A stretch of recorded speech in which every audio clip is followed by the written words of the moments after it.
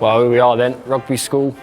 199 years since William Ellis picked up the ball and gave birth to rugby. Yeah, pretty historic place. How did you find your school years, Ollie? How did you find sort of playing and probably being one of the better players in your school?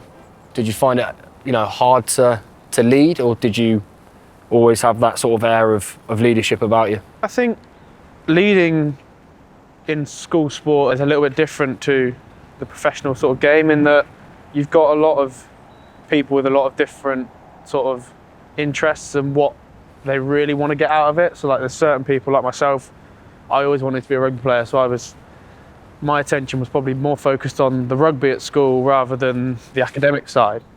How did you find it? Yeah, pretty similar, I think. I always knew that I wanted to be a professional rugby player. I didn't play at a rugby school, and I think when it came to matches and stuff like that, I just made sure, right, if I play as well as I can play, hopefully it drags one or two people along with me, and like you say, you then progress into academies and all that, and you start being surrounded by players that have been in a similar position to you, so you then obviously drive yourselves on even more. He looks up, acres of space in behind. Through, picked up, Burns has it, accelerates. Down too late, too quick, brilliant finish. I actually just wanted to ask you, as a youngster in the league, what was your expectations versus the reality? Was it what you expected? Was there anyone who took you under their wing?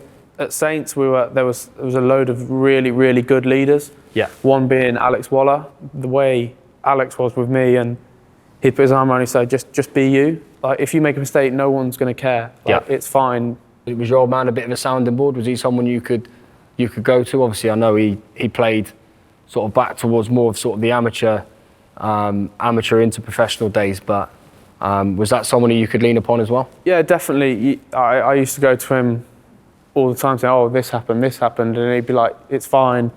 Like, the people that are sort of what seems like giving you a hard time, they're not giving you a hard time just to give you a hard time and get at you. They're giving you a hard time because they either want the best from you and know what you're capable of. Yeah. I think once you realise that the leaders in your life aren't trying to put you down, they're trying to lift you back up, that's when you can sort of start to flourish, I guess.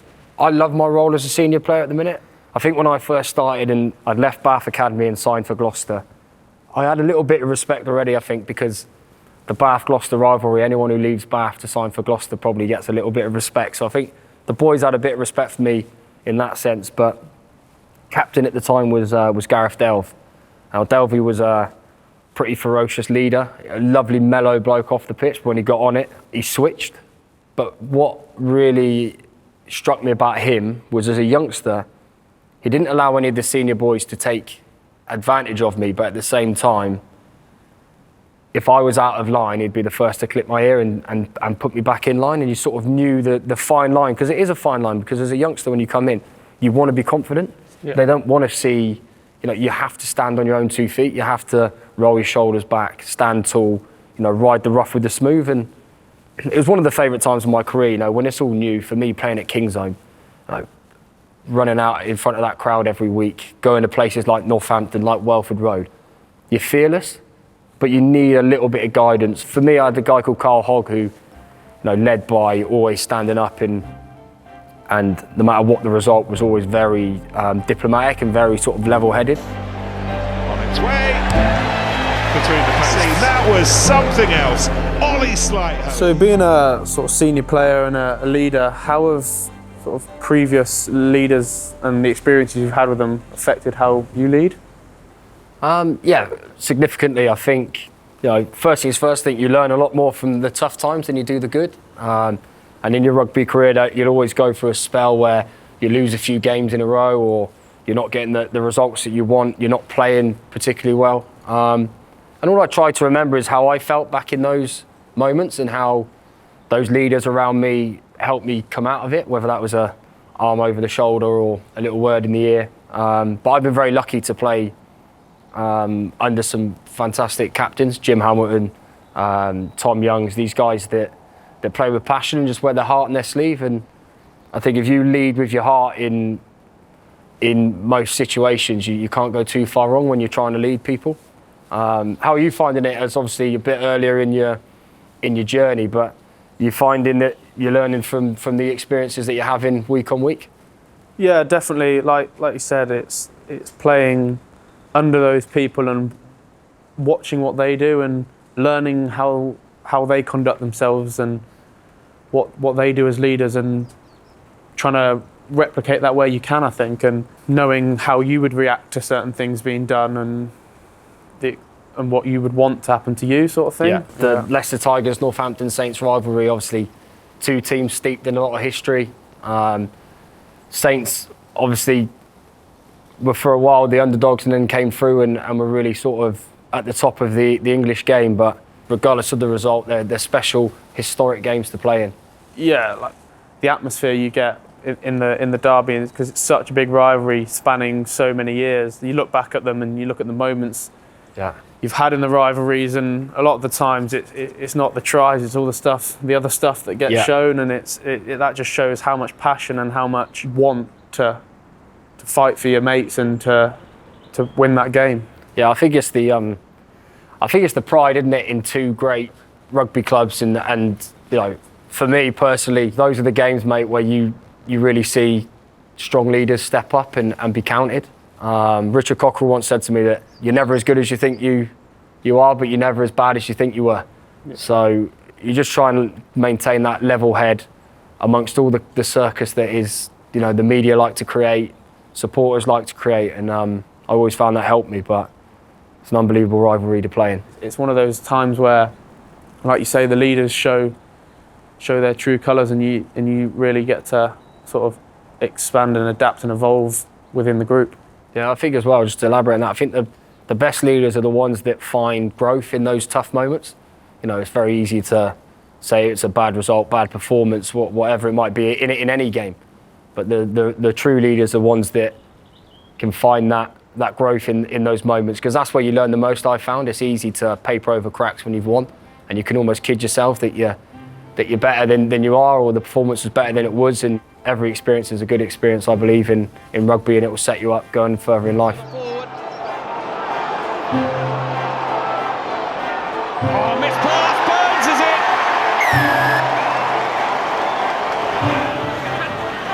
That's tremendous from Northampton, and he's come all the way across from the other side, and it is... Yeah, how much of a role do you think respect has on a leader, how they're perceived?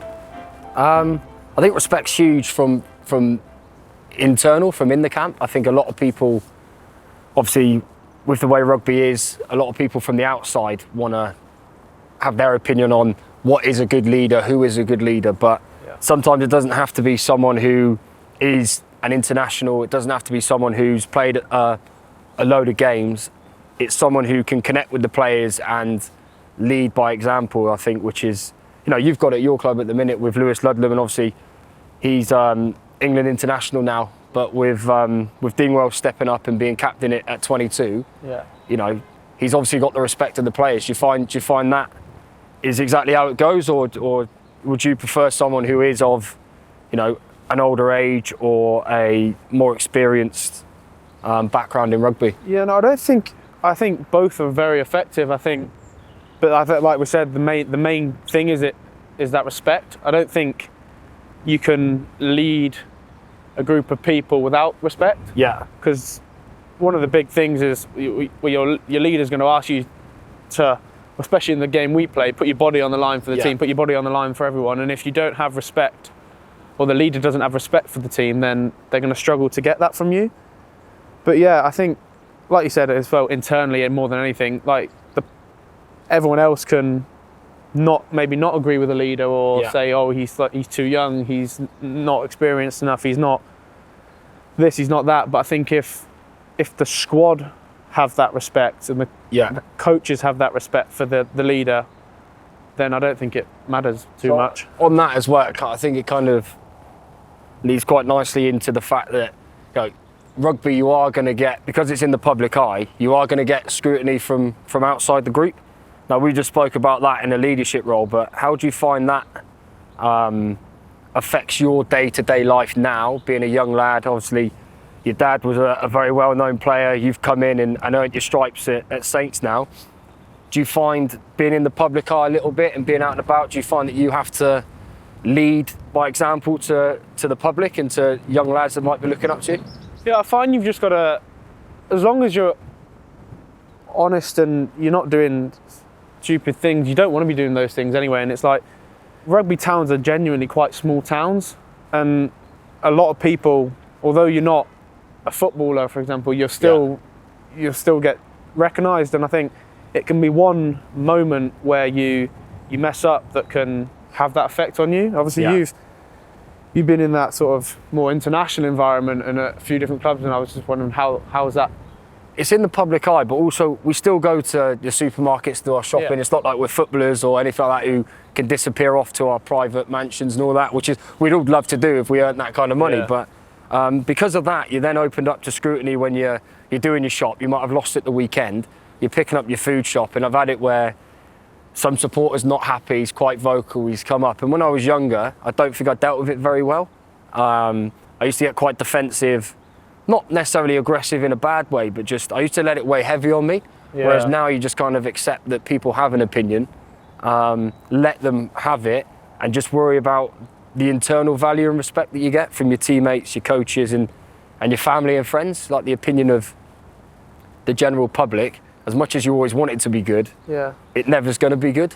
Right. You can't please everyone, so you just, the sooner you park that up and go, right, I'm not going to please everyone, is the minute I believe that I became a happier and better rugby player. However, he struck it perfectly. From the other side, and it is another score for Ollie Sleightholme. That is the 4th try. So Ollie, as we both know, rugby is that sport where you train so hard, you commit so much, and then you pick up the inevitable injuries that are going to happen in your career. I know you, young lad, you've had a couple of big injuries. How do you find that how do you find your mental attitude to sort of contributing to the team and still leading even when you're injured? Yeah, I mean, it's always going to be difficult when you're not involved with, like, directly in the playing squad and even training as such. And I think a large part of it comes down to how you can get involved elsewhere.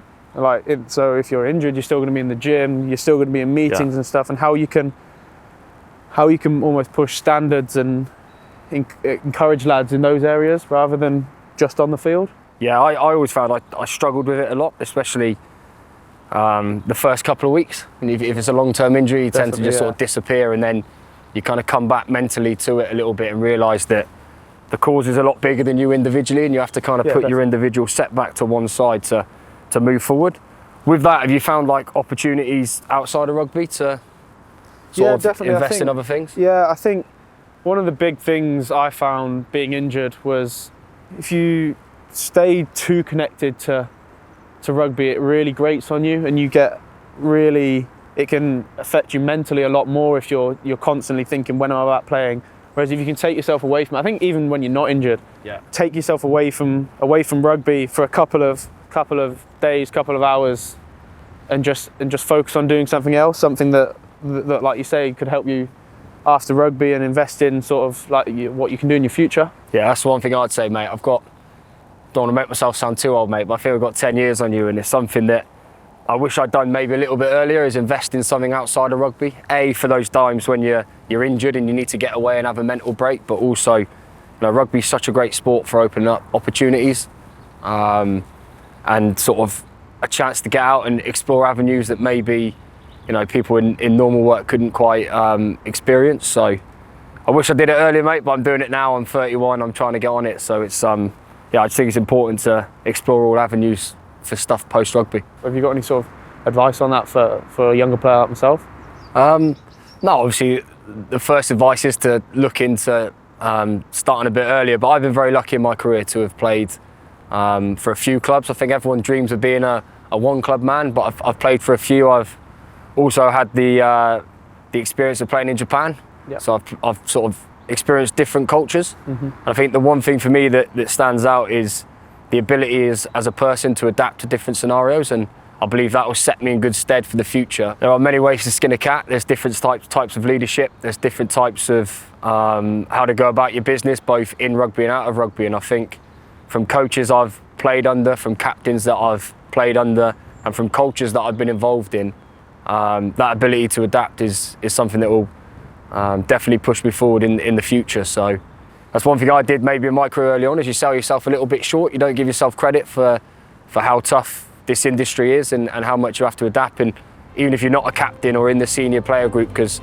I wasn't when I was 21, you're still leading through your actions and setting examples through that. Burns has it, accelerates.